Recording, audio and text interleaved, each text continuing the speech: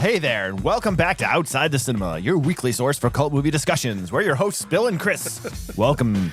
You got your YouTube guy voice on, but only at like my YouTube 40%. guy voice. What's up, guys? Thanks for coming to the show. Let me do a couple quick things here. Don't forget to like and subscribe. It really helps with the algorithm. Yeah, no. What's up? Not Show. much, yeah. We're here. Same old. Same old. Yeah, no, it's Patreon picks. It's new films this week, which is we're a little ahead of the game. We usually don't start doing the newer stuff until November and December, but yeah, a couple good picks this week. So there's really not a whole lot else to it. I do realize that I don't have my iPad hooked up here, so I will need to shoot over and grab that in just a second, but I'll get through the intro before I do that. This week on the show, two Patreon picks.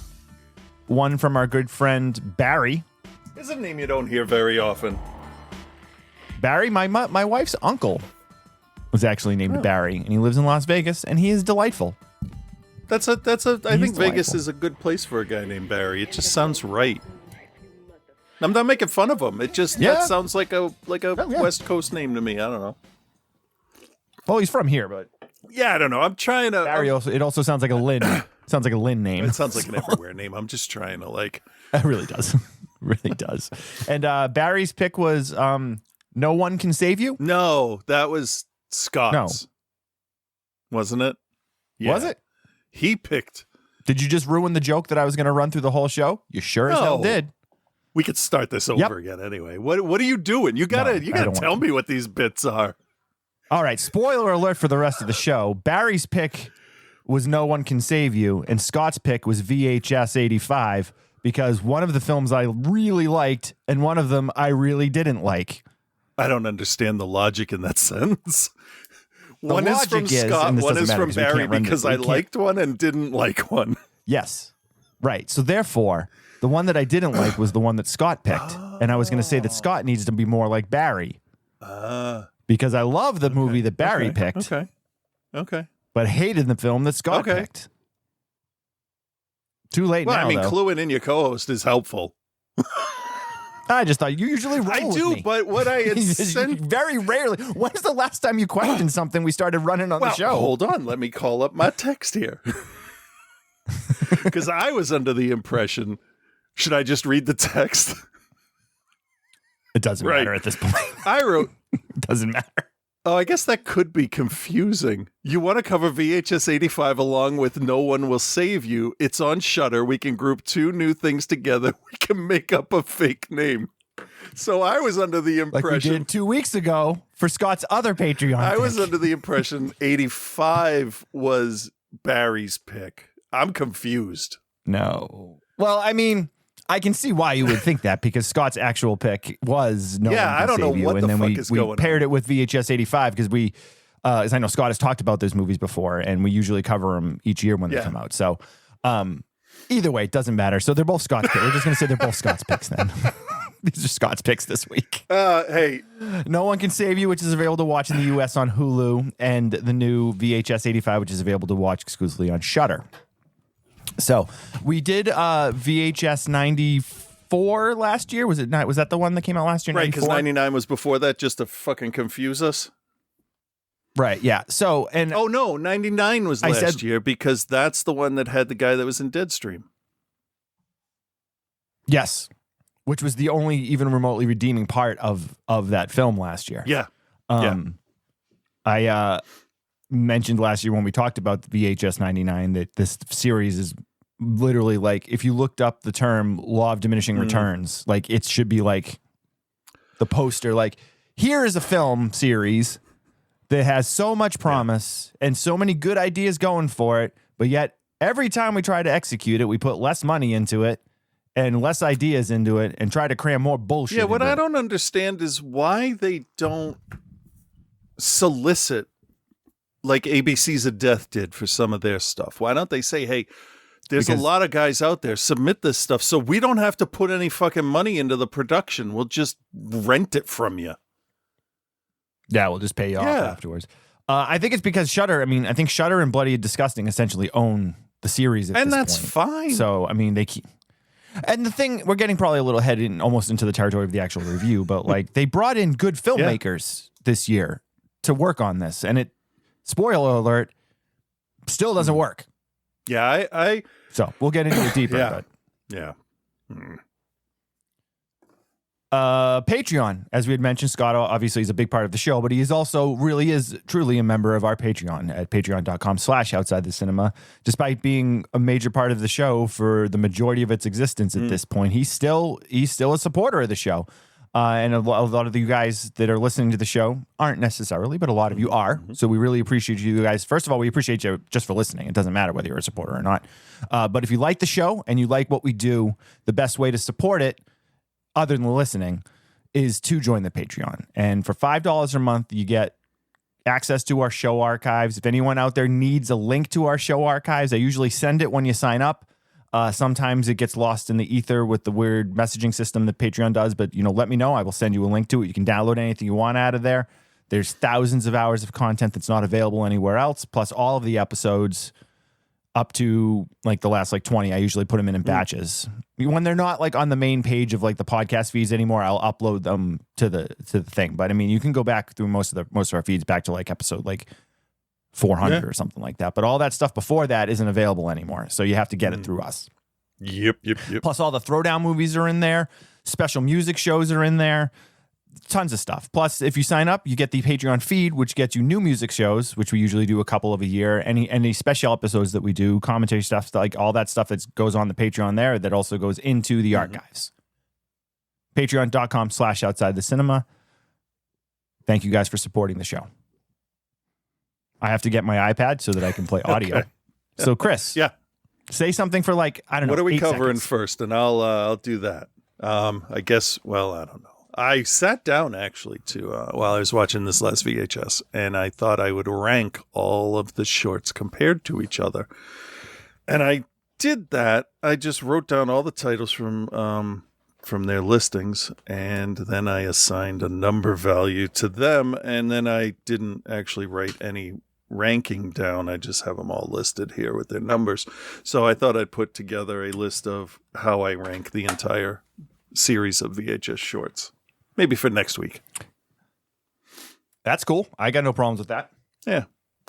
It's an interesting series. I know we've talked about it, and it'll be the first review that we do tonight. We've talked about it a lot over the years. I think we've covered just about all of them or mentioned all of them. I think, we've definitely talked about which shorts were our favorites when there were 3 in the series. And that actually... Yeah, there was VHS, and then the first 2, and then the third one was the third one Viral? Yeah. Which at the time we thought was terrible. Looking back now, it's probably better than most of the 3 or 4 that have come after it. There was in that one, I actually liked Dante the Great and Parallel Monsters. Bone Storm is weird because it's by the guys that did The Endless and those movies. I did not like it, but I like it more as it goes on because I get used to how dickish the fucking skater kids are. And then Bone Storm, that was the last one with the wraparound of Vicious Circles.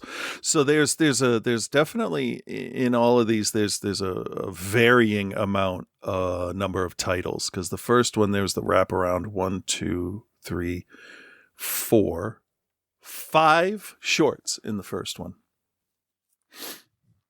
5. And it only runs an hour and 20 minutes. Yeah, because they get right down to it. This one runs an hour and 50 minutes, and it's only 3. Yeah, because this one is Total Copy, which is the wraparound. I guess this is a good way to go into it. We have these shorts in the VHS film we're reviewing tonight. It starts with a wraparound sort of story called Total Copy, which is Do you want me to play the trailer? Oh first? Yeah, that's why you went to get the thing. Yeah. Do that. Yeah, and I got it ready to go. I'm just frazzled today. So, why don't you just tell us where you got these videotapes from? Just tell us what they are. We bought a video recorder, and that's when I had the first nightmare. I don't think that you know what you're dealing with. Give me that camera. I started seeing these images. I recognize them. Recognize them from where? Wanna tell me what's on this? Is that Beta? Yup. Nice. If your god exists, does he require summoning?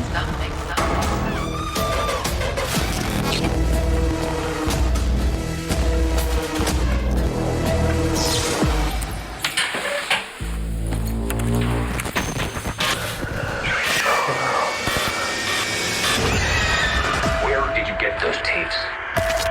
You saw what's on them.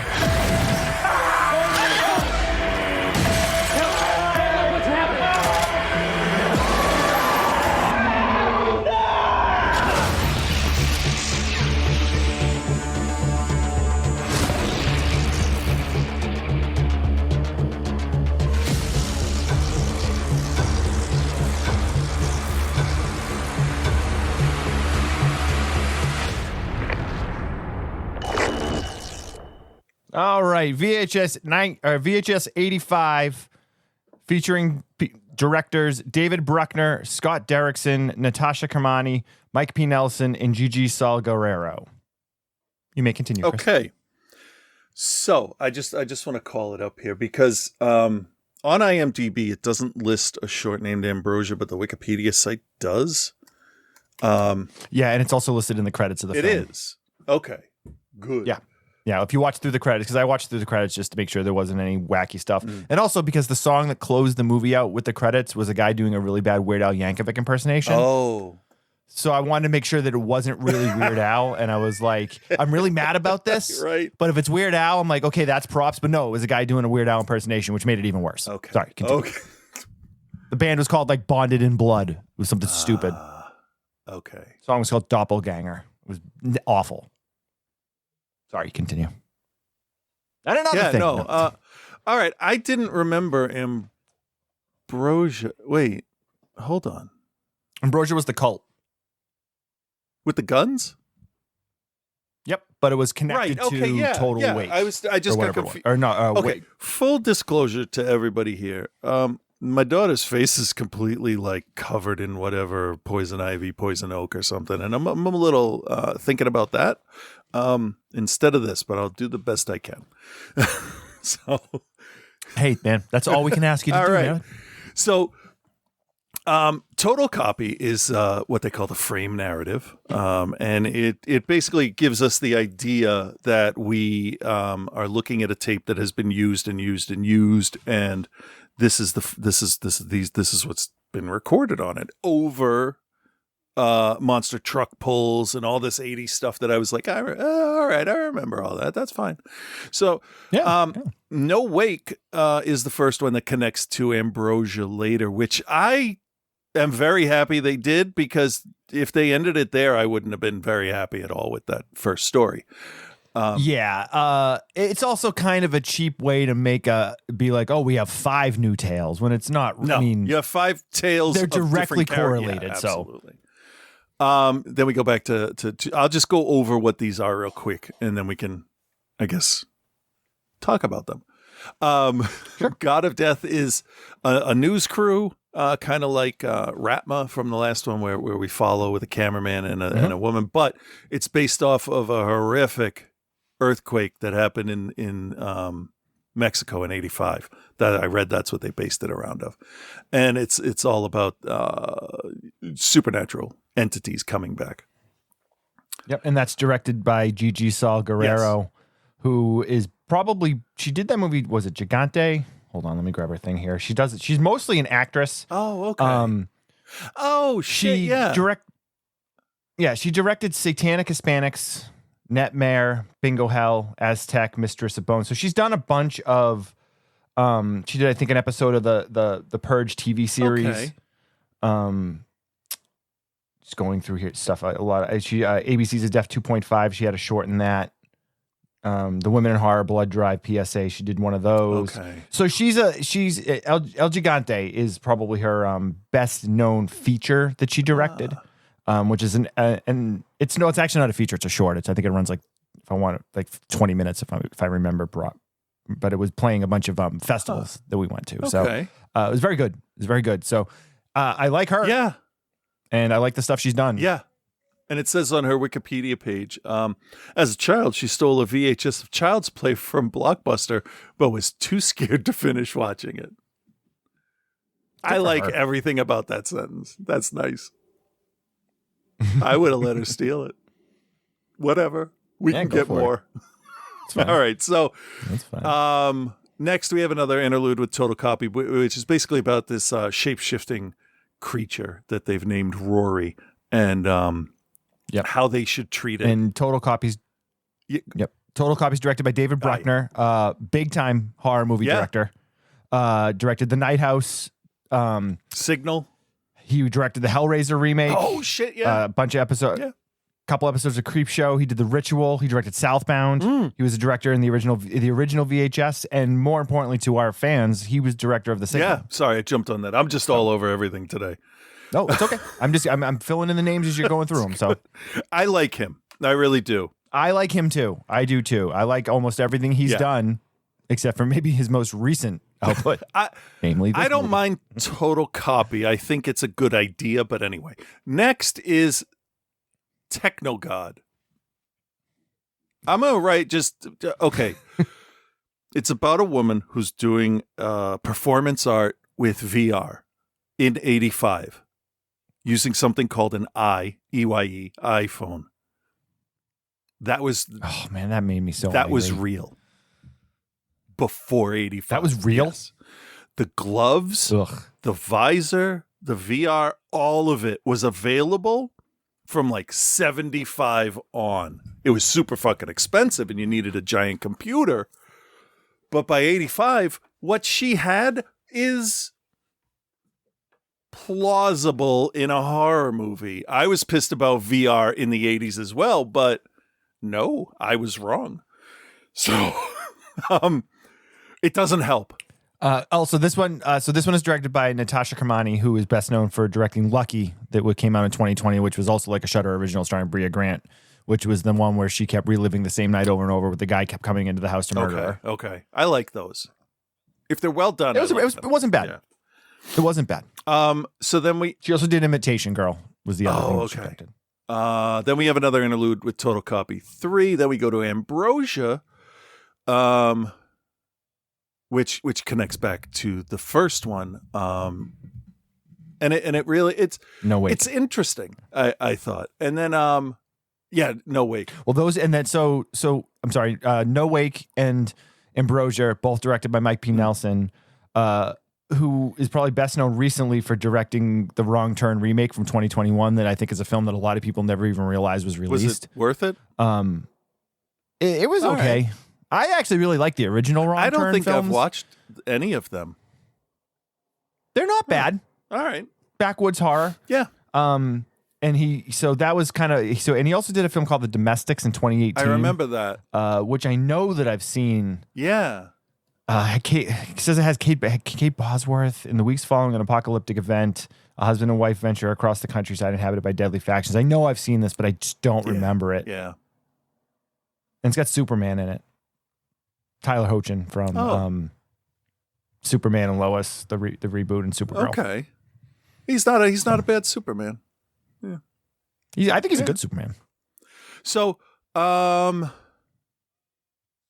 yeah, we'll talk about that. Okay, and then we have another Total Copy interlude, and then Dream Kill, which yep, I think that Scott Derrickson. That would have made a really good wraparound. I think, because I think the Dream. Well, so Scott Derrickson directed that. He's another one, big fucking time, executive producer on millions of things, director on a bunch of things. In terms of his directing chops, he did The Black Phone. Directed Doctor Strange, for crying out loud. Oh shit! Yeah. Deliver Us from Evil, He was the guy that created the Sinister franchise. Oh yeah, and he did the Exorcism of Emily Rose.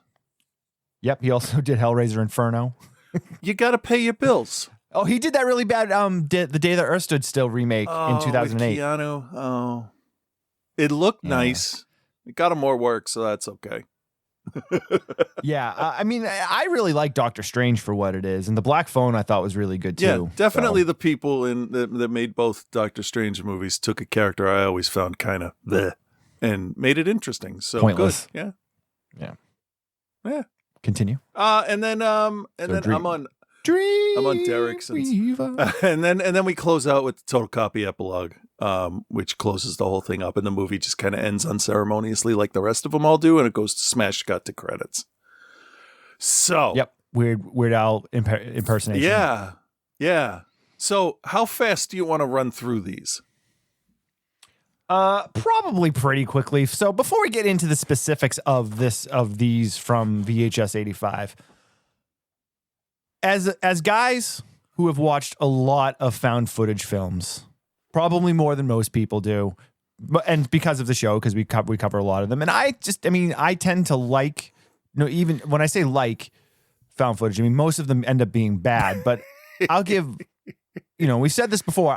You're the same way. You'll give pretty much anything that's a found footage film a take, Yeah. Yeah. And I think, although even the original first couple VHS films weren't like the benchmark for what a found footage film should be, I think what they tried to do was really interesting with the medium and the format. They started to build, the first three started to build this kind of world based on where the tapes are coming from. There's like this idea that maybe there's a cult of all these, these supernatural tapes and like all of this kind of like thing that they started to build. And then at some point they just completely abandoned that. No, I think, because I've been thinking about this, I think the VHS Viral completed that trilogy with them activating the signal at the end of the movie.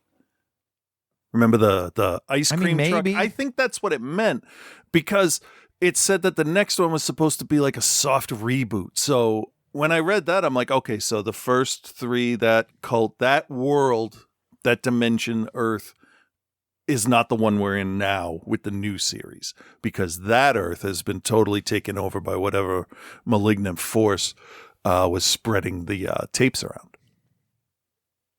Well, but there's no world, because from Viral on, there's no connection made. Right. Like, it's a completely different thing for each film, which, I mean, in theory is fine. Yeah.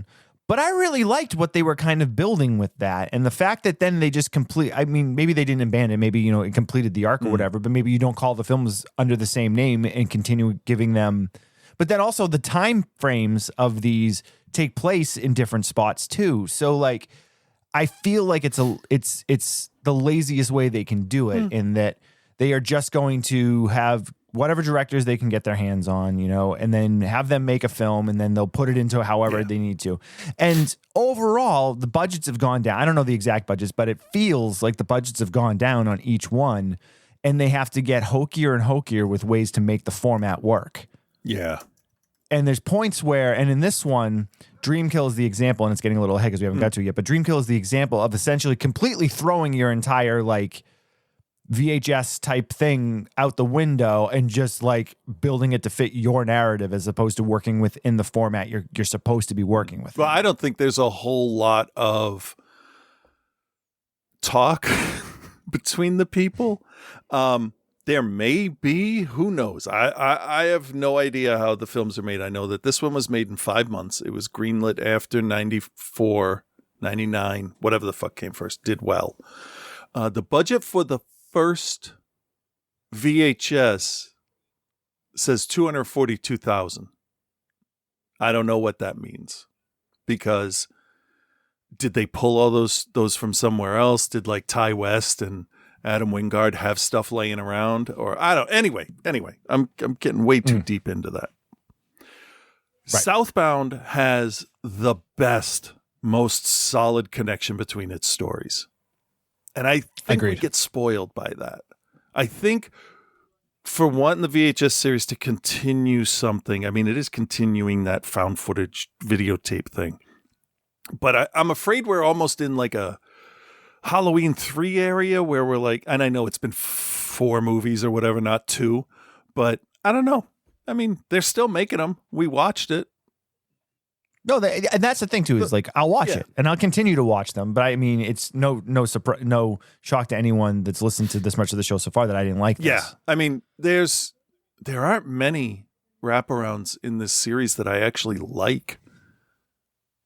If I had to. Which is a good reason to maybe just kind of just not try to like continue with the rap. You know what I mean? Like why they may have just like been like, all right, whatever, we'll just do whatever works. I like actually. But at the same time, I was just gonna say at the same time though, you look at your best horror anthology movies, you know, whether it's Southbound or we go back to, you know, the Holy Grail, which is Creepshow, and like that wraparound story works perfectly. Yeah, it's just an introduction. And it's nothing. Yeah, it introduces. It's like Tales from the Crypt. The Crypt Keeper comes out and introduces the episode or whatever.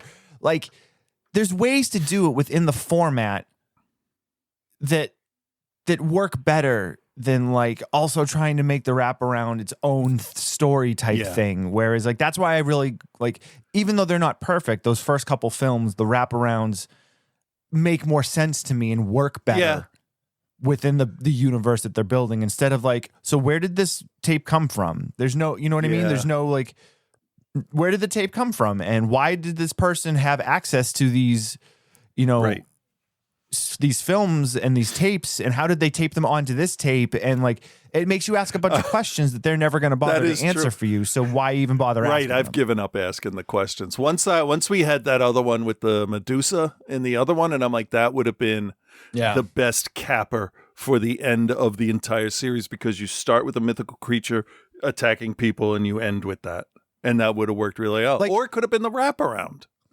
Why couldn't they have just started a new series like related to this and been like called it like DVD-R or like, you know, like, or like it came from cable or because DVD, like you know what I mean? would still, it could still be bad like this analog quality. Early DVD quality, as much as we thought it was amazing, looks terrible now. But it's now a known franchise title, so right. But like, there's a way, you know, from the universe of VHS comes CDR, or like, you know, I know it's stupid, but like, it just bugs me with that we're this far into the series and they just don't even really kind of do anything to acknowledge what came earlier in the series. I don't know. It feels like a cheap cash in when you watch it. It feels like they're not even putting in the effort. 5 months to make this. They weren't serious about making a quality product. They wanted something to get viewers. They want product so that you will subscribe to Shudder. And I'm not saying that in a bad way. I'm just saying that is probably why. Because the cost of new customers coming in needs to be more than what you've output in time and money. So, which is why I don't understand why they don't team up with like Alter or Dust to get really well-made shorts to put into this. I don't know. But, I mean, it also is a case of people hiring their friends and the people they like, which is fine, too, because now it gives more exposure to people. So that's okay. But I understand. Yeah, but does Scott Derrickson need the exposure? No, but Scott Derrickson is there because his name brings people to it. And they're like, oh, it's the guy that made Sinister. You got to get one. You got to get one or two of them in there. But I mean, they do promote through the series. They help new filmmakers like Winters there from Deadstream. I just like him. He seems like a nice guy. Yeah, for sure. All right, so getting back into it, Total Wake was the first one. Pretty simple story. These kids, teenagers, young adults, whatever you want to call them, they're on their way to go camping for the weekend or vacation. They pull up to a lake that they're not supposed to be at. All the signs. They go out and they go out into the lake on the boat, do some water skiing. All of a sudden they start getting shot up from somebody on the shore. And then they all come back to life. Yeah. After a little bit. Well, not all of them. After a little bit. And yep. And I thought, okay, there's something. It took a long time to get there, but that's the thing. I think that as watching this was frustrating to me, among other things. And again, so this one, they get shot out in the lake. They like the one girl that gets shot in the face. Her jaw is just like hanging off her face. Yeah. And this one, they did a pretty good job with the effects. Yeah, she looked pretty good. Using the low quality format to kind of hide the cheapness of like it. They always did. Yes. Right. That's how you do it. Right. So they come back to life. They don't know why. They begin to think that they were something to do with the water, the signs, no swimming. And they're not even in pain, which I thought was interesting. No pain at all. Like, and most of them have their brains like splattered all over the place. Yeah, one dude's got it in his long hair. One of them, his guts are falling out from the bullet hole. Really, like, the gunshots coming over the boat was that was kind of tense. Yeah. Because And the way that they did it worked really well. Yeah. But Yeah. sorry. But we get to the point when they're like, "Oh, did you get?" They like, "Oh, did you get the license plate of the car that was there on the video?" And they're like, "Yeah." And they're like, "Well, we should go do something." Yeah, to we them. can find them. And We can find. yeah, them. I mean, sure. And then it just ends. Yeah, that pissed me. But there was also a giant Roman numeral 7 painted in blood on the side of their camper. Right. So it set something up, and I'm like, oh, okay. They're going to fuck me on this and not tell me what happens. All right, it was Right. So it's a I good thought- idea. Fine. Good for you. Right. Well, so what I thought they were gonna because it's the first short in the film. What I thought they were gonna do was mix and match everything in together. We were gonna come back to that. We were gonna start another one, and then we were gonna come back to that, which you kind of do, and then we'd go back to the second one at some point. They were kind of like weave, and they were gonna maybe like I was hoping, and again, hoping for too much. That they were going to then interweave everything, and they were all going to kind of meet at a point or something. Yeah, no, there was no time to cleverly but no. edit this thing. There just Nope. wasn't. And no thought process gone into the writing of it either, where they could have easily brought it all into the same world. Well, yeah, that's the overall, but each story. Okay, so anyway, then we get more with Rory. He's found on top of a butte, and he's brought to Stammer University, and they try to study him. And then there's a bunch of other things that interrupt the broadcast until we get to the Mexican news crew preparing for Ahorita TV. And the host is a fucking asshole. Oh, she's awful. She's just gross. Like, Yep. I don't know. Imagine like, what was it? Imelda Marcos? She the one that had all the shoes? Yep. Yeah. Yep. Kind of like her stuffed into a bright red polyester suit. She looked like a cartoon character. Anyway, she's talking about, oh, this new girl, blah, blah, blah. And the camera's, man, you look good. I make you always look good. Just general stuff, right? We cut over to Gigi, right? That's her as the Yes, remote. Yes. And then an earthquake hits, right? There was nothing before that. Nope. And then they try to get out, it hits. and they end up going further underground and further, and they keep going, and all kinds of things. I did like the CG work on the skull, the stones fracturing. I thought it was. Yeah, that didn't look. It too bad. moved just enough that I'm like, okay, good. They're in a lot of danger. And then we come up to there's skulls. We're talking like underground French stuff, and catacombs. yeah, that's the word I Catacombs, could think goes of. into the walls and stuff. And then they what I'm here for. find a shrine to the Aztec god Mictlan, and he possesses one of the guys, and then kills people, and then basically it's remember what they tried to do in the first Suicide Squad movie? That, but they succeed. So there's a little bit of gratuitous nudity, which if it's an Aztec god and you're given a needed. sacrifice, I get it. I get it. Yeah, not needed though. Not needed at all. I mean, maybe in the history, if you're going to do it accurately and that's the way it has been recorded, that you are to supplicate yourself in front of a god. I don't know. Whatever. Right? I mean, in this one, this one is not good. No, it's too long. It's too dark, and there's too much shouting. Yeah, it takes them forever to get down to into the catacomb area where they meet the god, and then the god looks like shit. I can't even tell what he looks like. I mean, I know he's got pointy stuff. And that's the problem. It looks like he's like all lubed up and shiny, but he's also got like maybe 4 arms. Yeah,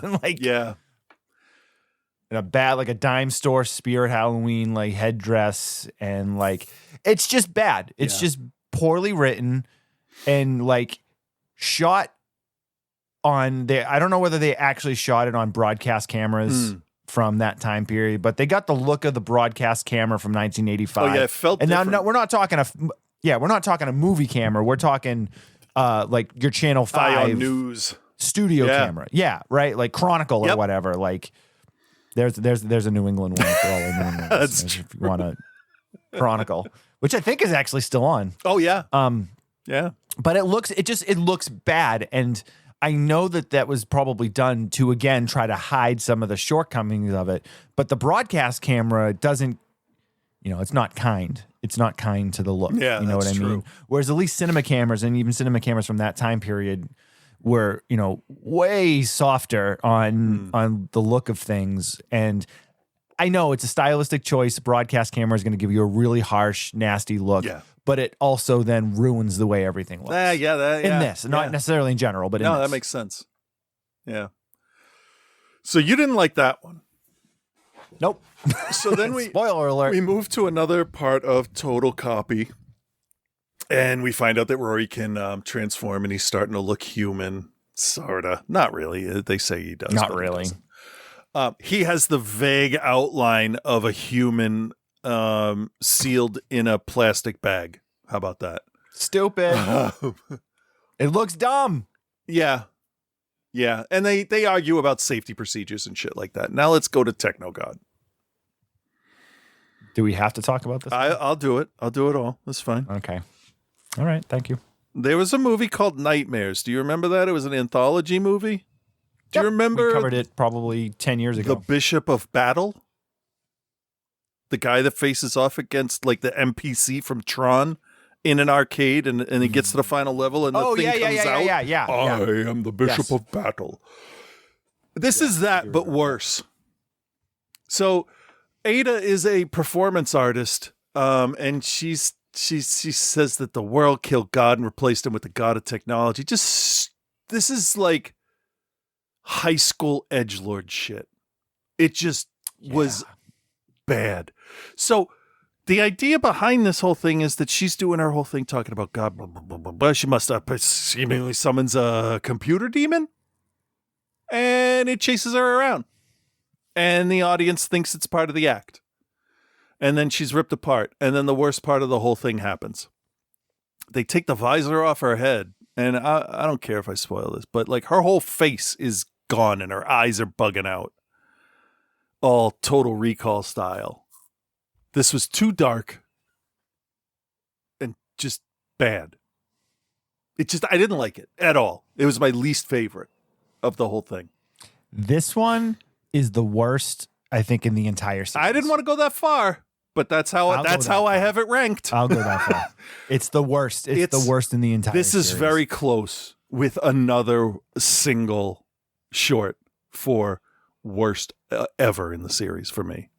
Can you guess what the other one is? It's new. I don't know. There's a bunch of bad ones. It's from the last year, right? Yeah. Trying to remember.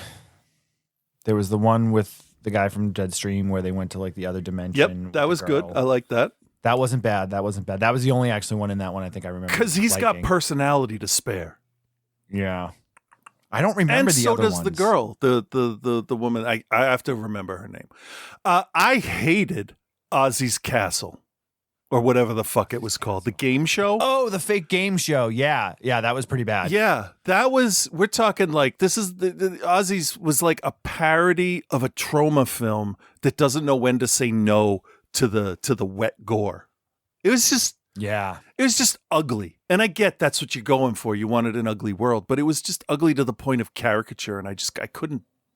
Everybody's gross in that. Like that just. No. Not a fan of that one. I hate that one more than Technogod. Because. Really? No, I hate because this one more. Technogod is shorter. So that's why. All right, then we get some more Total Copy. Well, let me. One thing I'll say about Technogod before we move on. Yeah. I just hated how like they obviously had an agenda with it and wanted to be like you're attached to your devices too much now, because when the guy puts on so it's like she's like doing this like spoken word thing, and then she plays a video of this guy putting on his iPhones, and he made sure to say iPhones, like legitimately probably 20 times. And he's like, so as I put on my iPhones and look through my iPhones, you can see that the world around you is connected to your iPhones. And I'm like, all right, asshole, I fucking get it. We're too attached to our phones. You're not the first person to say that. See, I'm looking at that as he's making the product and he wants to make sure you remember its name, but also they want somebody that's watching this to look it up and realize that there actually were things called iPhones that was a VR thing.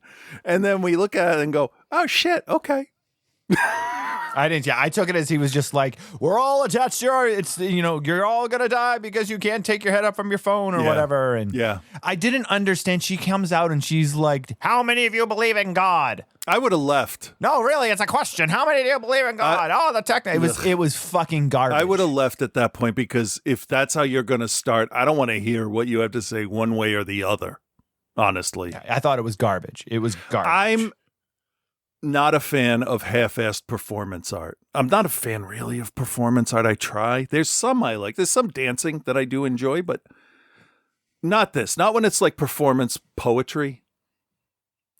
Well, I get embarrassed for them on stage when they're not. So I don't know what that feeling is. Right. But I didn't and I'm the same way with, I can get down with art. Like I can, and I can get down with some weird stuff, but sometimes I'm just like, your agenda is just, you're not doing a good job. If I don't know what your agenda is, then you're not doing a good job of like skewering it or whatever you're trying to, you know what I mean? Yeah. Or if it's so ham-fisted, like you need to have like some middle ground and understand what you're peddling and how to peddle it without alienating. Yeah. It feels like this short was trying to tell you that, we replaced God with technology, but like she was right. I don't know. Is that what the point was supposed to be? That the demons are in the technology? Because I don't fuck it. Can we move on? Yes, we can move on. All right, total copy. Interlude 3, Rory grows a tentacle that they call the feeler. Then we get, that's it. That's all that happens there. That's it. Then we get to Ambrosia, directed by, I'll do this one, Mike P. Nelson, who is not the guy from Mystery Science Theater. I had to look it up. I wish he was. So we are focused on a woman named Ruth at a family get-together, and to basically break this down, the family has a tradition where they kind of bring people into the whatever the fucking tradition. You have to go out and kill 7 people, and you have to do it interestingly, I guess, because one of them did it with like brownies and like, but then they show Ruth driving, finding these people. There's 7 of them. She shoots them. She's a great shot. Yep. And then she goes back home. But we know that those fuckers woke back up, except for Jim, because he didn't get in the water. So they're going to go kill these people. Right. So they do, I think, a good job of setting this up. Yeah. Where she goes, it's like all very basic party stuff. Like she's filming and then her weird cousin starts filming because he's like the video guy. And she goes outside and her little brother shoots her with a water gun. And she says, oh my God, she's like, where did you get that water gun? And he's like, oh, the lady in the camper gave it to me. Yeah. And she gets real freaked out. Yeah. And they see the camper driving away. Right, because they painted that thing with blood. Yeah. And you don't think about it too much because it's like, oh, she's just, they did that just to like fuck with them. Keep talking for a sec. I got to grab my phone. Yeah. So you think it's one of those things where it's like, oh, well, they're just dropping a hint that, they're still around and they're coming for him. And maybe as a listener, you guys, as a watcher, you put this together before me, but sorry, I'm back. The fuck is this? Anyway, oh, I see. Oh, okay, great. I just got a text that says the USPS package has arrived at the warehouse and cannot be delivered due to incomplete address information. Please confirm your address in the link. So it came from benderjammya6@gmail.com, right? Not from the US Postal Service.net. Not even a link, nothing at all. So I'm going to report junk. I just thought that was I got one of those last week that was from your UPS package has arrived from Yohinder Mall at mac.com. After this, I do have a story about scammers upping their game way past. Okay. So anyway, I'm just skimming through because so they watched the tape of Ruth killing them as a sniper, but police show up, and then it's all Devil's Rejects batten down the hatches. Let's take these fuckers out, and they're killed. Ruth is killed in her bedroom. A bedroom. I mean, Yeah. Let's see. Ruth is trapped in the room. She shoots somebody else, and the nerdy cousin. Yeah, The nerdy that's cousin. who it was. I couldn't quite remember. And then Ruth kills herself. And then when the medical examiner's in there, she comes back and shoots her. And now, Oh no, she doesn't kill herself. No, she doesn't kill herself. No? They come in and they shoot her. They shoot her because she shoots at them and they shoot at her, like the police or whatever. And they come in and they check her. Oh and they're shit! Like, okay, I she's dead. jumped ahead.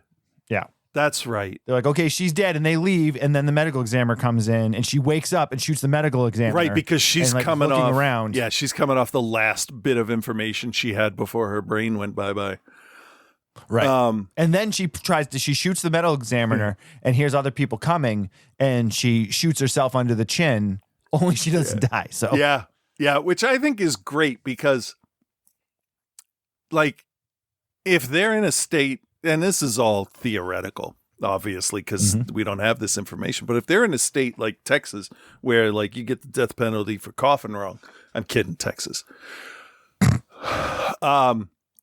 They could get the death. She could get the death penalty because clearly she's captured, and they have a videotape of her doing it, and they have it's cut and dried. She could be executed, go through the absolute torture and pain of being killed, and not die, and then they could do it again, and then they could say, "Well, that didn't work. Let's try lethal injection." You get stoned for a while, you get knocked out, you come back. Yeah, right. But the whole thing was that once they died, it illustrated that they didn't have any pain. Yeah. So, like, the whole idea of, like, oh, well, she's going to be tortured. Like, she's not going to feel the pain anyway. No, but there is a big emphasis putting on the honor about the honor of the family, and that if the police capture her, what is it? Was it dishonor or shame or something? Like, don't bring shame to the name of the family. Yeah, or the something family like that. secrets would be exposed, and unknowingly, the swimmers made sure that their secrets would come to light just because they fucked with people. I liked how it kept me waiting, and when it went back to it, I'm like, yeah, because, like, I really wanted to see the end of that because, like, I just watched Techno God, so fucking come on. Right, yeah. So no matter what you were going to see next, you were going to be like, all right, this is pretty good. Yeah. It's fine. It's thoroughly fine. It's a great idea. I wish that they hadn't split them up. Yeah. I wish it had been one thing as opposed to splitting them up because, again, it feels lazy. That way you can say you have 5 shorts instead of 4. I would have been okay if they did a short interlude, like a turning of the channels or something, and then it came right back to it, but it started with Ruth like it does, and then you see it connect. Maybe, yeah. But whatever. I'll edit it so it's just one long thing. Either way. Then we have all hell breaks loose in total copy from in this one and the ending one. So you can watch that and have fun. That's my review of Techno God and Ozzy's Castle or whatever it was. Oh, by the way, Amazon has the not reboot, but the new season of Takashi's Castle. Not MXC. Actual Takashi's Castle. Okay. Yeah. And they have Kitano, what's his name?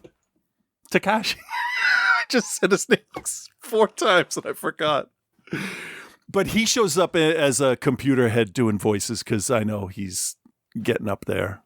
But it's fun. It's fun to see it as a whole show instead of cut up. I don't know where are we? What's Well, happening that's right now? that's Where are what we that going? reminded me of. Is we were talking about all this and then cutting things up, editing it back to, and then that reminded me of how MXC was cut up and redubbed, and then it reminded me I've been watching the new ones, and just like I said, I'm frazzled. My brain is everywhere. So, you want me to do this last one here?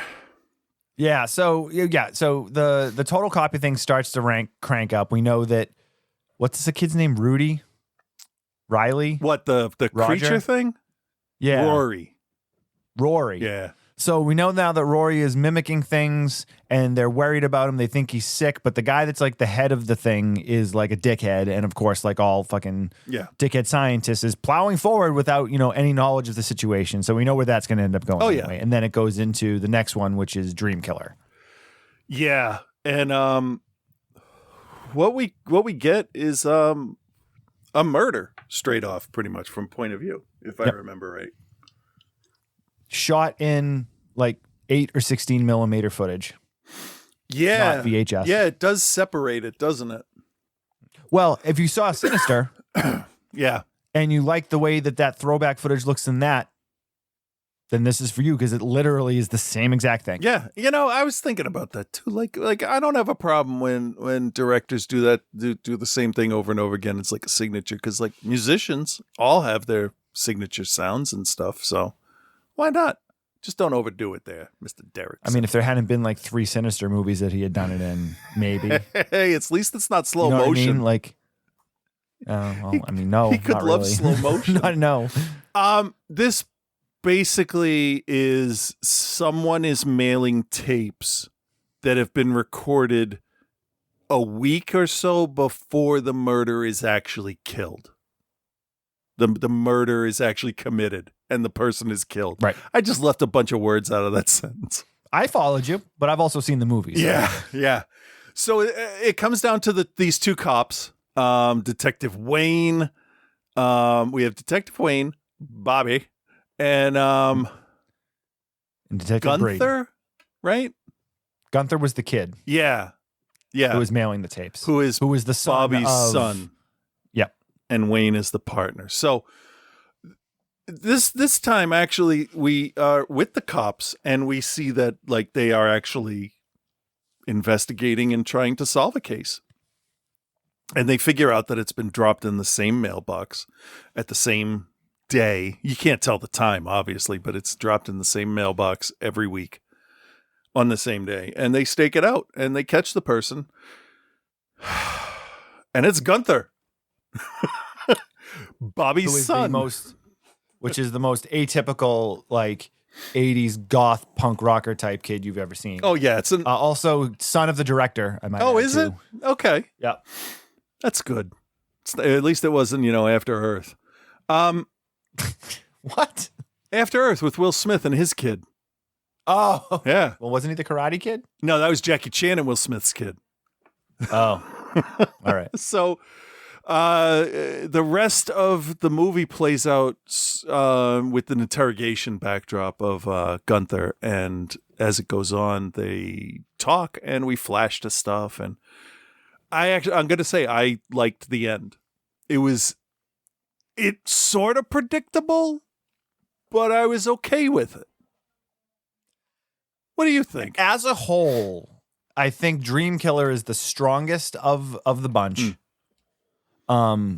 Significantly the strongest of the bunch. But again, I still think it has issues when you start to, pick it apart in a reviewer's mindset. Whereas like, oh, well, the kid sees dreams, but then the dreams are on his TV, and then the TV records his dreams to VHS tapes, but his dreams are presented in a 16 millimeter format. And the person that's doing the murders, I guess, is supposed to be filming them also, but like there's no way that this person could be holding a camera doing what they're doing. And it starts to kind of fall apart. And it's, well, that's the connection. Because it says something here. His sister committed suicide after being driven crazy from seeing the visions, and Gunther's cousin Gwen had the same powers when her brother was kidnapped. But they So- don't give you any of that in the flick. No, they don't say, the father doesn't say, I know you've been watching what I've been doing. I can feel it in my mind. Like, that's it. That's all you need. All the father says is to the other cop is like, he actually has had some prophetic dreams. So, like, this isn't all bullshit. And even the Yeah. other cop is like, well, he's like, I don't know what to make of this because he's like, I saw the videos and now I'm in the crime scene and like, Yeah. there's no explanation for this. Yeah, that's a very interesting idea, I think. So I think Dream Killer, although it's the strongest, its biggest issue is it's trying to build a world that you can't tell the story in 15 minutes. That's true. It's too much for the 15, 20-minute runtime that it was. Yeah, that would Which hurts have it been because- benefited from like a 40-minute creep show.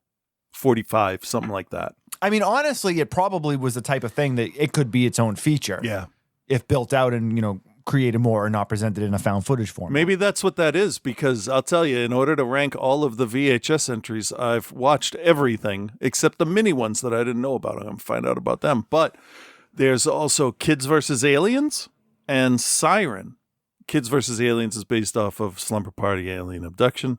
And the other one, Siren, is based off of Amateur Night, which was First one, the right? strongest opening to a thing I've seen in a while.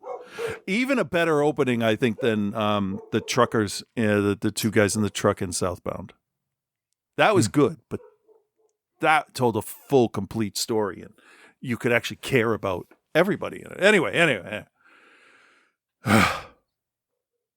All right, where were we? I'm just going off all over. We're done. We just got the total copy conclusion and then the Oh end yeah, movie. yeah. That's the whole ending. So I don't want to talk about that part because Stupid anyway. it was going good, and then it got, I want to say, goofy. It got predictable. I mean, it's like, oh, okay, this is what we're gonna do with it. Yeah, Okay. yeah. It's always a bit of a disappointment when they lead up to something and you're like, oh, don't make it just go wild and attack everybody, because that's what everything does. And then it does it, and you're like, oh, jeez. Couldn't it have Yep. just like grown wings and flown away or something instead? Could have done a million things. Yeah. It goes exactly the route you expected to. But that will satisfy a lot of mainstream, the mainstream watchers that are like, oh, I'm going to watch a VHS. Mm-hmm. Yeah. Those. We're gonna talk about mainstream watchers when we review the other movie. So All right. That sounds all right, good. so let's do this. Yeah. Chris, do you recommend and what is your grade for VHS 85? Then I'm going to go with the fallacy of sunken cost.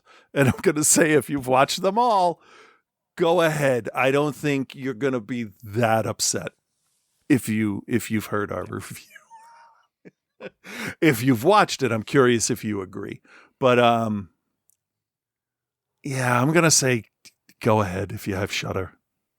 Because there are Dream Kill is kind of fun. Ambrosia and No Wake as a whole are good. God of Death is good for the second half, and skip Techno God completely. And I'm gonna give this a C-. I'm gonna be generous too and give it a C-. But Dream Kill looked really nice, and No Wake definitely felt like an 80s vacation video. So good job there. Chris, you ignorant slut. What I forget? No, doesn't matter. Okay. Yeah, I mean, I guess I'm on board with you. Whereas you've watched all the other ones, yeah, it's not. Yeah, it is what it is. What are you gonna do? Not watch this It's one? better than 99, I think. Yeah. Because as we were talking about 99, and I couldn't even remember the other parts of it other than the one with the guy from Deadstream. Like, couldn't even remember them until you had to mention it for me to remember. Well, I only remember that I one. think it's better than that one. I only remember that one because I hated that other one, that other part. It's fair. Yeah. It's fair. But it's not anything, I mean, it's whatever. It's fine. It's a D+. Oh, it's Ozzy's Dungeon, not Castle. I'm sorry. Whatever. Same I thing. don't care enough. Yeah, it's a D+ at best. Yeah. Yeah. So, all right. Moving on to the next one, which is Scott's Patreon pick. No One Will Save You. Brand new. Right? Yes.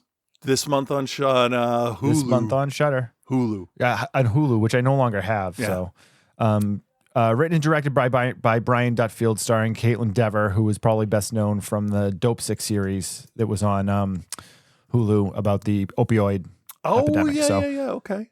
Yeah. So here's a trailer, and then we'll get into it.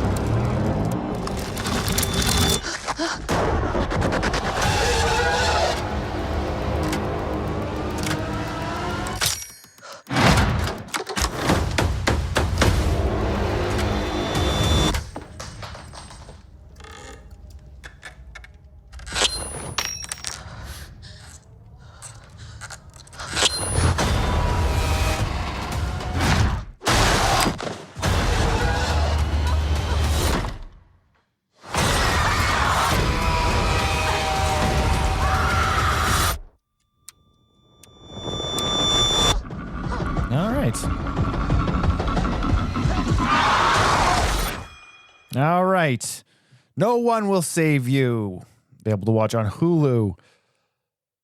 So, how many times, Chris, offhand, have we watched a film and like it starts off with no dialogue, and then like okay, so are you saying, and then it turns into like an episode of The West Wing?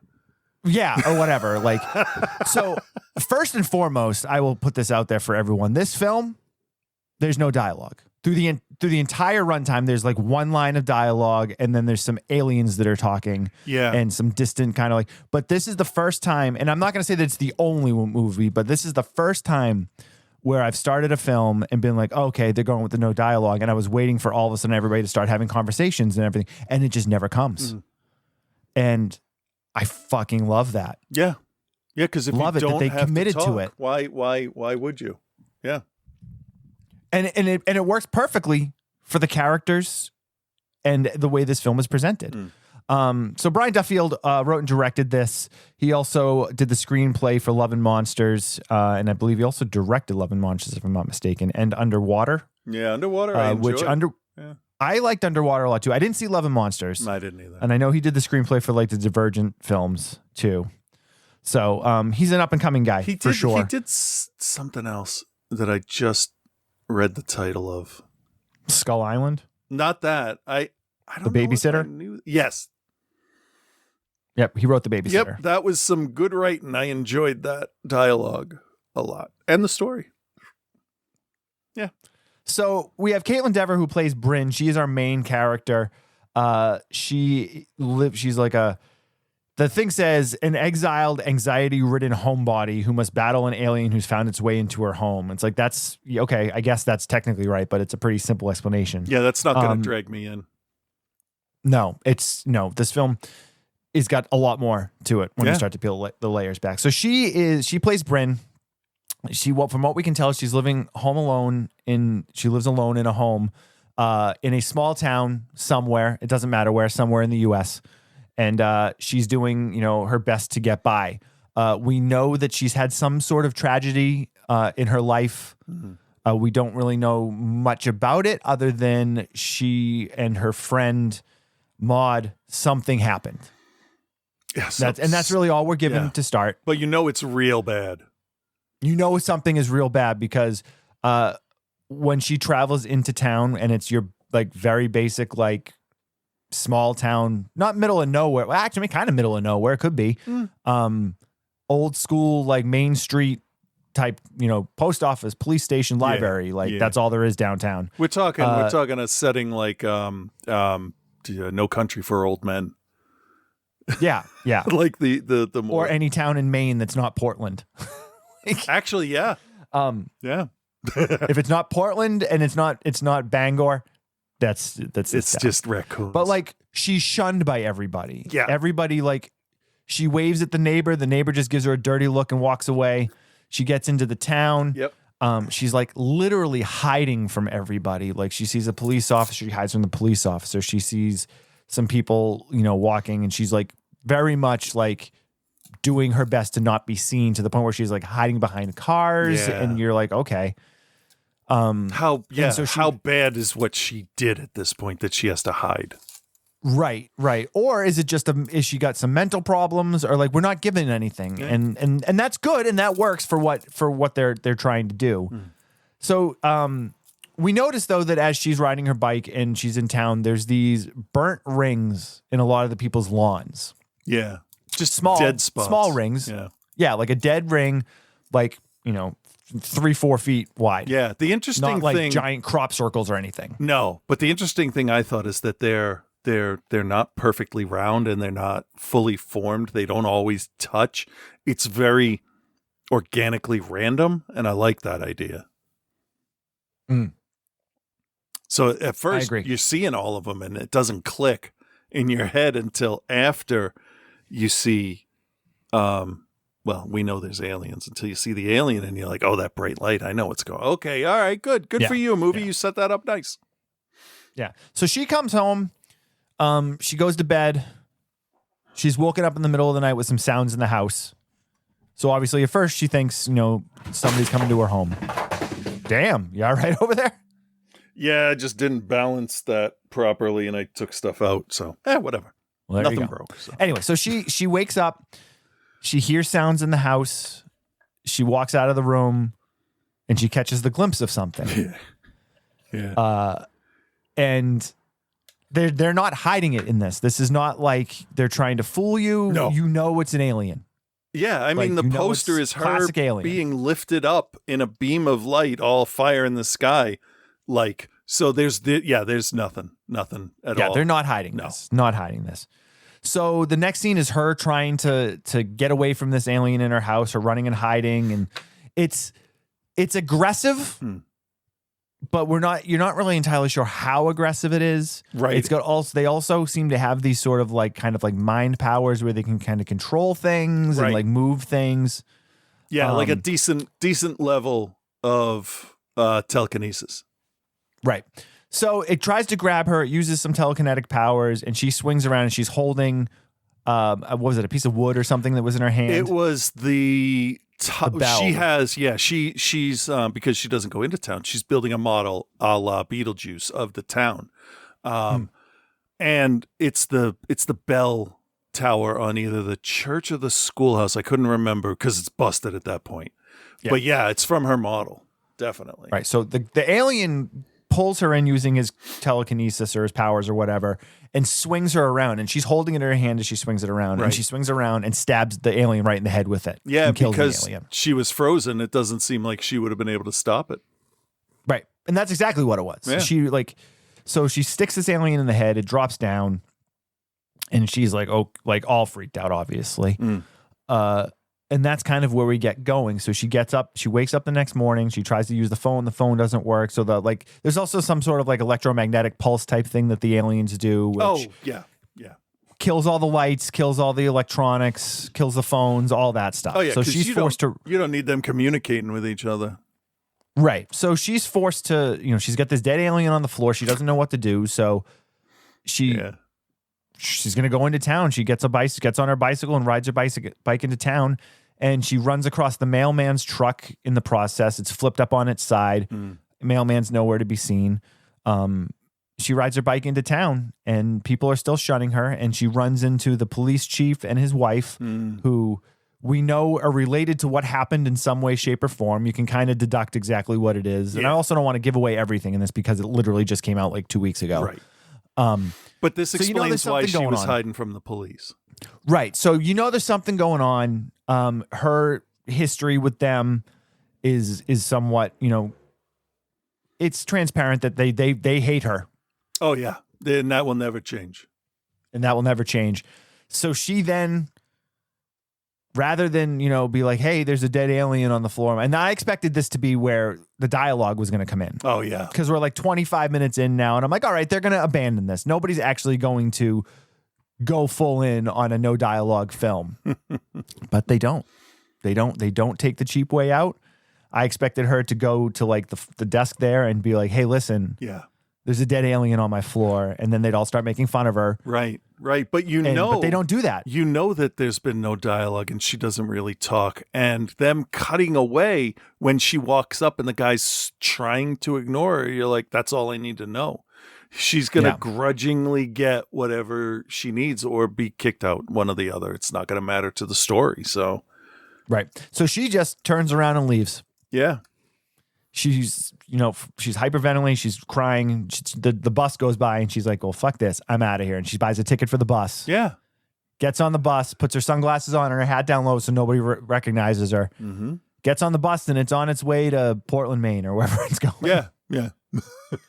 But as she's sitting there, somebody from the back of the bus gets up, sits down right behind her. Mm.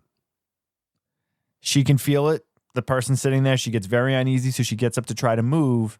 And that's when we realize that it's the mailman who we briefly saw earlier in the film. Yep. Only he's not the mailman anymore. No. Or he's the mailman, but there's something else going on. Yeah. And that's where this movie really kicks itself in. And he tries to attack her, and then another girl on the bus tries to attack her. And Right. the one thing that didn't make any sense to me was the bus driver is still driving while all this is going on. He could be infected as well. Well, he stops the bus Oh, yeah. and then opens the door, but they don't do any, nobody does anything, Yeah. which was one of the few things in the film I was like, that's a little odd. So she takes off and runs to the woods. And basically what we get now is these aliens know that she has killed one of them. Yep. Because And they took the body back. yeah, eventually they take the body back. Yes. Yeah. And she's being chased by these people that are being controlled by the aliens. Or these parasitic thing the aliens do or whatever. And the rest of the film is basically her trying to survive them coming to get her. Yeah. Yeah. And it's not even defeat them. It's just, I need to make it through the night. Every fucking and they're night. just and it's very interesting the way these aliens are portrayed because they have all kinds of sorts of powers and can do things, but there's also this kind of they're questioning things, and it seems like they're trying to learn things. Oh yeah. And we can't really go too deep into it. And I think what you and I should do is, I think I'd be correct me if I'm wrong, but this film will probably be on both of our lists at the end of the year. Probably. It'll be on my list at the end of the year, and we can probably get into a more spoiler-filled discussion when we do that that's show. fair. Because I really don't want to ruin any of this for anyone. Right. But it's kind of a different take on your alien invasion story. It's a different take on just kind of the way the film is made. It's shot beautifully. Yeah. I think that the main actress Caitlin Dever does an incredible job. Yeah. Yeah. She had conveying the to act without her voice. She had to do all of her acting, so she can't say stuff that gets it across. She had to convey it through her face, and that's not easy. Great job. No. I think she does an incredible job in it. She has one line of dialogue in the entire film. Yeah, wasn't it and it's not 6 even words total or something? Yeah, and and it's the same line twice. So and it's not even a dialogue thing. It's she says something, So what I do want to mention here is I was going through the user reviews on IMDb a bit for this, and there is definitely a very stark divide. Oh yeah, I can with see this that. movie of love or hate. There's not a whole lot. There's a little bit of in between, but and it goes to the everyday film goer writing a review as opposed to a film, a film head or a film nut writing their review. And it's, the final act, I can see why the final act in this is a little divisive with the way that they go. But I just very much have a hard time getting into the mindset of the film watcher, and this is not a diss if you watch films like this. It's not, everyone watches things differently, but that idea of like watching a movie and having it all spelled out to you and brought to you as opposed to having to think about it, and then hating the way something happens, specifically in the end of this movie, because you're not really understanding what happened, so therefore you hate, and like you're not willing to like think about it. Yeah. So you hate it. I can't get into that mindset. I'm going to be honest. I am really confused about why certain characters did a certain thing at the end of the movie. I don't have an answer for it. I can't think of an explanation that makes sense, but it happened, and I just accept it. I'm not going to get upset. You and I can briefly discuss it when we're done here, but like, I don't want to give it away for anyone, as I want everyone to be able to kind of come up with their own thing. But with that said, you got to have to think a little bit in terms of like what you think actually happens. Because if you take it at face value, like you just said, it doesn't really. Yeah, it's just a boring alien movie. Yeah, right. But as you peel the layers back in this, there's a lot of nuances with her character. There's a lot of like, feelings that she's conveying, and also like the thought process and the memories that she's having. And then when we kind of start to see what that stuff is, you question if it's real or not. Yeah, how reliable is she as the person telling the story to us? Right. But then I saw some people that were like, oh, well, she's in a mental asylum the whole time and none of this is real. And it's like, where would you even get that? Like that, there's nothing that even remotely. Did you read the "she's been dead the whole time" theory too? Because that's for I did. Yeah. That really? Yeah. Fucking everything, every franchise, every movie, every TV show. Oh, they're dead the whole time. Bob Belcher his family died, and it's just him trying to keep them alive. Fuck you. It's just a fun show. So let's just grade this before we give something else away.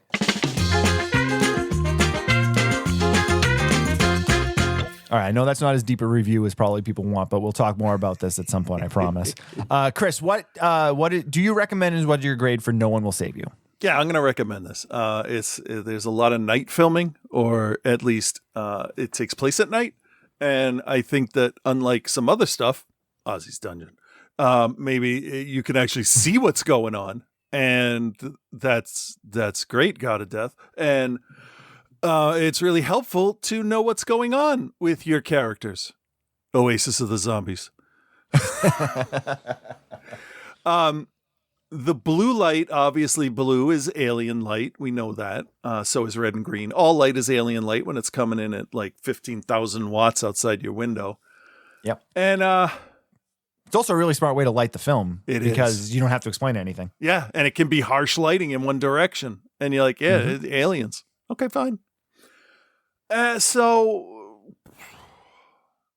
I've seen a lot of alien abduction / invasion movies. And really what separates this from the others, most of the others, is what they're saying with it. And that's you can either bring your curiosity into it, or you can just watch it as a straight, boring woman versus aliens movie. And it's going to be boring. So, yeah. But I'll give it a B+. B+, okay. I enjoyed it. Yeah, I'm actually going to recommend it pretty highly. This is, I think, might be my favorite movie from 2023 that I've seen so far. I really enjoyed it. I love that they committed to the no dialogue. Yeah. Because I can't think offhand of anything else that necessarily did this, but I can think of a number of movies that like started this way, and I was like, there's no dialogue for the first 20 minutes, and then they start explaining shit away. They made you think, like they did a good job and made you think about things as opposed to, explaining it to you. And they very easily could have just had her start talking to herself and but it made sense that she didn't talk, because who's she going to talk to? Right. She doesn't talk. There's no one around. She got super excited when the mailman showed up, like unreasonably excited. And he just tossed the package and drove on. But I like that, because it definitely shows us that she's not used to talking to people, and she will talk to anybody. No one has spoken to her in probably a couple years, or at least the year since her mother died. Yeah. So she did a very, very good job in this. I like the way that it's shot a lot. I think the music works really well. It's good. It's really good. And it's different. It's not your normal alien invasion, like lots of shit blowing up and like thousands of people like getting killed. And like, it's very, and then the ending, as ambiguous as you want it to be, you can also close it down a little bit. And I think I kind of came somewhere in the middle there with what I thought was going on. But it's open for you to decide what has happened. Yeah. Or if you don't want to decide and you just, like Chris said, you want to look at it in the boring way, like, just like, oh, this doesn't make any surface sense. level. Yeah. Yeah, you can do it that way too. So I'm going to give it an A-. I really enjoyed it. Okay. Mine might really go up enjoyed by the end of the year because I've only watched And it unfortunately, it once. was Scott's suggestion. So I know, huh? We're never going to I don't like giving him his dues. All he did was watch a movie. He didn't make it. And then suggested it to us. Yeah, but he didn't make it. Come on. That's true. He didn't make it. Why don't you make something, Scott? I know, huh? Jeez. Oh. All right, Joe's back. I know it's been a couple weeks since we've had Joe on the show, but he is back, and let's hear what he has to say. Well, hello, Bill. Hello, Chris, and hello, OTC Nation. It's your boy Joe here, and, well, this week, Bill didn't necessarily take me to a house, but he still made me watch House 3, the horror show. I'll explain. Note the subtitle, The Horror Show, because apparently that shit's pretty important. We've all got that one aspect of cult cinema that we hate, right? Yep. Like, sure, we're all here listening to our homies, Bill and Chris, talk about cult movies because we all love them. Great, fine, good. If you want to feel good about cult cinema, go watch Survival of the Film Freaks. Tell a friend about this show. Oh, it made me feel special to have this kind of movie that made me feel like I had something made for me. Right, that's great. I too feel that way. Time Bandits forever. But what's that thing that drives you up a fucking wall about this amorphous concept of cult movies that we all love? Is it that a lot of these films from the early 70s are so grainy that they make the sandy shores of Lake Michigan jealous? Maybe. I hate that sometimes. Or maybe you hate when what would have been a great movie was not because they refused to hire professional actors. Yeah, that gets to me sometimes too. Yeah. Maybe you're pissed because a movie called The Clown Murders didn't feature either a clown nor murders. You already know my stance on that one. Yeah, I see two things wrong with that I ran title. into my old cult movie foe here today. This movie has a few different titles. Good luck finding it, you piece of shit. You wish you could find this movie. The Italians are particularly guilty of this. So, Remember the subtitle to this film, The Horror Show? Well, you probably guessed it quicker than I did. The only barely successful theatrical release from 1989 is indeed House 3. I didn't know this. Like, The Horror Show is House 3. Finkel is Einhorn, Einhorn is Finkel, and The Horror Show is House 3. Okay. Like, that was a really, really, really long way of telling you that I spent all goddamn morning wondering why the fuck I couldn't find House 3 any goddamn where until I looked closer at a Google search and thought, wait, Lance Henriksen is in it? And Brian James? It's not, is a House 3, the horror, weren't they in? Oh, I got it. And then it dawned on me. So let's watch The Horror Show, a movie that asks the burning question, is there a B movie that Harry Manfredini didn't do the music for? Probably not. He did the music for this one. I know I've seen this, but we're talking like I rented it once from Alger Heights Video in maybe 1991 with probably 3 or 4 other horror movies. So while I remember Lance Henriksen because, well, he's fucking awesome, and I remember Brian James because he's a pretty top 5, hey, it's that guy actor. He's right up there with like Dick Miller and Brian Thompson. And that's about it. Lance Henriksen is a cop tracking down Brian James's serial killer, Max Jenke, whose laugh could light up a room and break a wine glass. Like, I get making a character affectation like a distinct laugh, and Brian James, he definitely came up with a distinct laugh. One that made Quark dart awake from the ottoman and leave the room. The Horror Show has one of the better first acts that I've seen from a horror film in some time. Max Jenke has strong 80s slasher vibes as he leaves cheeky little gifts for Henriksen, like a cop's hand in a deep fryer, and then the cop's head on a plate with blue plate special written in blood. And all of this would be weird if it wasn't in a diner. Blue. Luckily it is. There's a big confrontation in a factory with some great cheesy line readings and effects, and boy, the gore and how they do it, and just like they are not afraid to like do some shit in that first act. It's kind of like Lethal Weapon, but if Lethal Weapon was a cheesy 80s horror movie. Mm. The second act, yeah, me too. I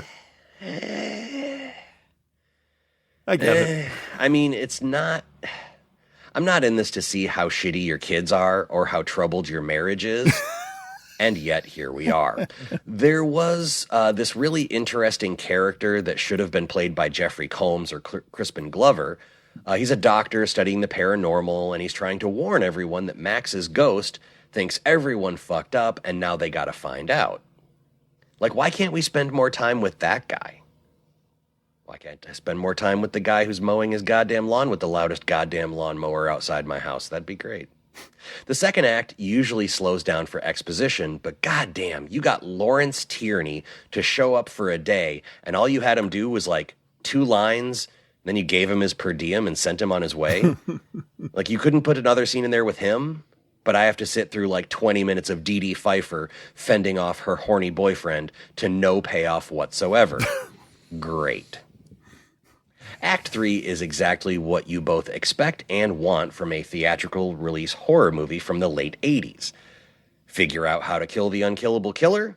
Check. Big factory or warehouse set with more pipes and railings? And why is everything in this place just like belching steam? Like, where is our OSHA coordinator? Check. Did they orchestrate this like a wrestling match with the shine, the cutoff, the heat, the hope spot, the false finish, and then the finish? Check.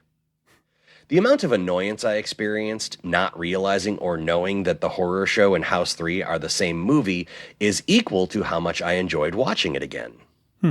Like, I actually didn't remember liking it very much in 1991. Realistically, there was probably just not enough boobs or gore for a 13-year-old Joe. But, you know, here's the thing. The good.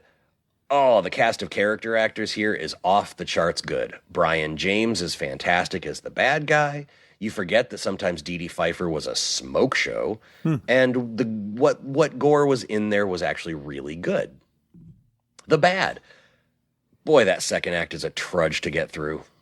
Also has nothing to do with any house, which is probably why they ended up calling it The Horror Show instead of House 3. Yeah. Also, the song at the end over the end credits, like, whose aspiring rock star nephew wrote this weird-ass song? The song is called Things I Have Done to Our Love by the band Gleaming Spires. Look it up on YouTube, because, boy, it's something. It is a song. I'll pass. House 3, nay, The Horror Show, passes its test. Hopefully House 4 is actually House 4, but I'll find that out next week. So until then, be good, everyone. So I guess the real question is, if House 3 was The Horror Show, is House 4 House 3? Oh, that's a paradox you got to deal with, right? I don't. Joe does. Oh, hang on. I got to find Scott's segment. Look in the trash. Is it 810? Is this episode 810? Yeah, it would be 8. And no, tomorrow's. Never mind. I don't know what the fuck I'm talking about. Yeah, I don't know what you're talking about either. We'll play this and hopefully it's a segment. It's the end of the show. I don't have to talk anymore. I'll tell you what, Bill. This week, how about you decide what I do in my segment? I want I need to down and up and down, in and out, then this and monkey blood. Yeah.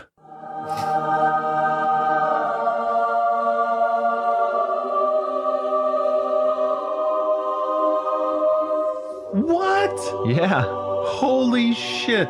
Yeah. With Reverend Scott. Hey, man, you're a real.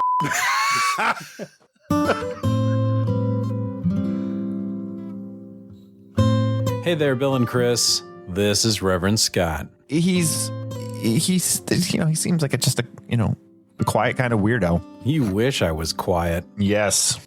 And this week, I want to talk a little bit about one of my favorite movies of the year so far. But I also have to talk about 2 high-quality Australian flicks as well. This week on the show, David's Patreon picks As Time Goes By and Malcolm. Both of them, the copies that we watched, were not of good quality. No, but they were fun quality. Whatever the fuck that means. Let's get into these 2. The first of which I think stars Bryan Cranston. Malcolm, starring Colin Frizzles. I think I was closer to being correct than you were. And this is about a dude that's, I don't know what the proper term is nowadays would be, but he's a different type of dude. He's a skinny, scared Drax. And Drax meets a guy that I think pays to rent a room in his house or something, and that dude is bad news and very influential. But so they kind of ramp things up, and eventually they decide they're going to rob a bank. Yeah. Which obviously was a bad decision. And it goes well for them. Like I was saying, it was a good decision. And then, I don't know, what else happens? Then there's sort of a chase. You got to have a chase. And I guess it worked in the end. Then they befriend a talking kangaroo and start a meth lab. The end. I give Malcolm in the Middle a B+. And the review gets the same grade because it's easier that way. After that, we get Time Goes By. And since it's Australian, all the clocks go backwards. Then we got the spaceship with the guy that runs, the alien goes by the name Joe Bogart. And then there's a time machine that's in a cocktail shaker. That makes sense. So what's he like? Fuck this. And he holds the rifle at hip height, and he's just walking and shooting out in the open. Walking and shooting, dead look on his face. That's what I expect from my Australians. Cool. Who else is in this movie, Bill? You've got all these crazy characters. So yeah, you got Ryder, who's the police officer. You got Mike, who's the surfer guy. Connie, who's the female love interest. James was the cow guy with the ozone. Yeah, okay. I think. And then JL was the guy that ran the store. And then you had Joe, the alien, the guy that was the scientist or whatever. Oh, yeah. So you get all these weirdo characters. Which they spent a lot of time putting together with who these characters were, and then forgot to write the script. Whoops, a script probably would have helped a lot. But to be honest, scripts are overrated. So I give Time Goes By a straight B, and the review gets a straight B. If you want to know why, just go back in time and listen to my Malcolm review again. So anyway, speaking of aliens, have you seen that there new alien movie called No One Will Save You? It's on Hulu. And before I even talk about that movie, I got a rant about fucking Hulu. Knock yourself out. Have fun. Fucking disgusting. Just like when I watched the final season of The Bear, No One Will Save You constantly fluctuated between 4K HDR that looked amazing down to as low as 360p. And then back up to 4K HDR, and then back down, over and over, several times every 30 seconds. I restarted the app, restarted the TV, reinstalled the app, reset my router, reset my modem. Nothing helped. I tried other 4K HDR movies on Hulu, flawless picture. And to add insult to injury, the damn commercials during the movie, flawless 4K. Fucking pathetic, Hulu. So I eventually gave up completely, and I illegally downloaded No One Will Save You in 4K and watched it with 0 issues. Fuck Hulu. So anyway, as far as the movie goes, I'm just gonna let the cat out of the bag right now. This movie is brilliant. This is a virtually dialogue-free film about a woman living alone in a rural area named Bryn. Her name's Bryn, not the area. And despite her being a clean, organized, seemingly polite young woman, she is surrounded by a town of people that outright fucking hate her. But why? I'm not getting a goddamn thing on these people. Well, just like the movie, I'm not going to tell you. But the movie will show you, bit by bit. You're left wanting more. It's almost like you're following Hansel and Gretel's path of breadcrumbs. But instead of a witch in a house made of candy, you're met with clicking aliens and beams of light. And it only gets worse from there, Because when you're in a rural area, surrounded by a town that hates you, confronted by hostile aliens, you quickly realize that no one will save you. And that is the name of the movie. I got it. I remember. You got it? All right. Yeah. That's where This alien invasion movie has everything you could want. Multiple different types of creepy, terrifying aliens with insane powers and flying saucers and crazy light beams of different types and power, and an invasion tactic that's even more terrifying than the aliens look. And they look pretty fucked up.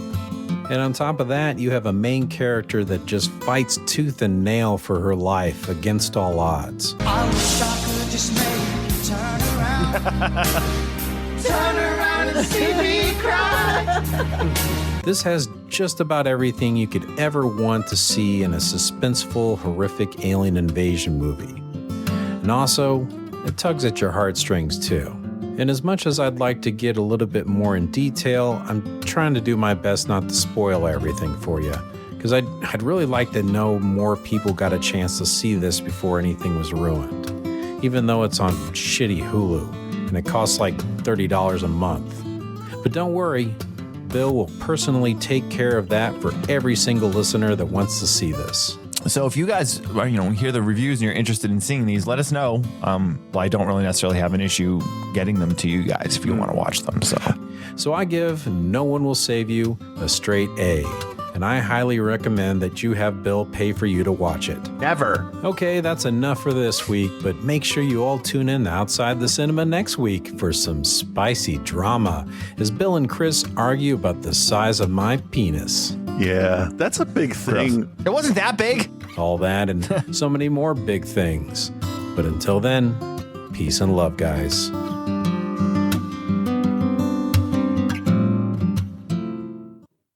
Holy shit with Reverend Scott. It was dumb, but I liked it. All right, so before we head out for the week, I do want to read David's email he sent me about Malcolm and as times go by. David says, "Hey, Bill, thanks for reviewing my 2 picks. Really glad you enjoyed them. This was the information I sent you about the 2 films, which seems to have been lost." Yeah, I couldn't find it. I looked for it and couldn't find it. So Malcolm, 1986, directed by Nadia Tass, filmed in Melbourne, which is David's hometown, and full of quirky comedy, full of faces familiar to Australian audiences, and of course, Charles Tingwell, who turned up in just about everything in the 1980s.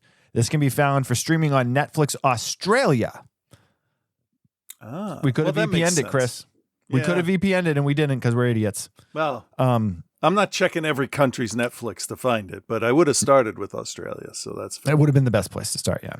As time goes by, 1988, directed by Barry Peake. This one should definitely fall into the cult criteria. Barry Peake ran and owned the Melbourne half of the Valhalla Cinema. This was also there was also one in Sydney. The Valhalla Cinema was a rerun and independent film cinema that was a wonderful place to hang out, where I saw this film and many, many others like Bad Taste, or I became delirious after 24 hours of comedy movies and ended up watching Animal House lying down to the base of the screen. Trust me, nothing much is funnier after being awake that long. Yeah. Anyway, as time goes by, has Bruno Lawrence. To most cult film fans, he is best remembered from A Quiet Earth. There are several other faces familiar to Australian audiences, in particular the comic Max Giles, who is known for his impressions. This can be found from a VHS rip on YouTube. Some extra stuff about the movies, having heard your review. Nadia Tass's film The Big Steal starred Ben Mendelsohn in one of his early film roles. Oh, okay. And then I think he... just want to make sure that I got all the information because I thought he might have sent a follow-up to this one too. Okay. Just want to make sure. Oh, wait, yes. Okay. As Chris requested, what I thought of the 2 movies. Malcolm is a personal favorite. I saw this when it was released, and it delighted me. It treats its characters with love and kindness, and I got to see familiar sights from around Melbourne. Malcolm's childlike joy in the world really boosts this film. Then the cynicism of Frank makes a contrasting counterpoint featuring Malcolm's worldview pops even more. As time goes by, is kooky. I saw this originally because it was created by Barry Peake, who I had got to know from my weekly visits at the Valhalla. As you mentioned in your review, it is a little lacking in story, but the characters make up for that. This film is not a very well-known one outside of Australia. or even in Australia. Malcolm was a big local success, but as time goes by, just appeared and then slipped into the background.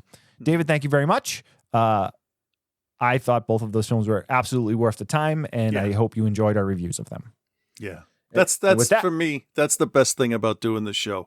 I can't find everything, but there's people out there that are more than willing to say, this is my favorite. You should check it out. I love that. Absolutely.